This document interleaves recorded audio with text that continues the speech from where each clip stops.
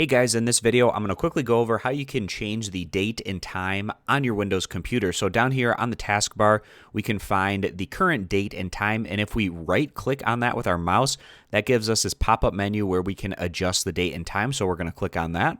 That brings us over to this menu. It's going to show you the current time zone that you are in. So to change your time zone, we're going to do that in this drop-down menu. So for me, I'm currently on Pacific time, but I want to change this to Eastern Standard Time. So I'm going to select that option.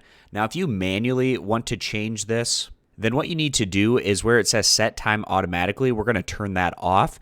This will give you the ability to manually set the time to whatever you want it to. So where it says set the date and time manually, you can click on change. And then you can manually set the date and time to whatever you need it to be. And then you can click on where it says change. But most of you guys are probably just going to have this automatically adjust based on your time zone, and you can select that time zone right in this area. So now I'm at the proper date and time, so I should be all set up and ready to go. So I hope this video was helpful, quickly walking you through the step-by-step process on how to change the date and time on your Windows PC. I appreciate you guys stopping by. Consider subscribing to the YouTube channel, and I'll see you back here next time.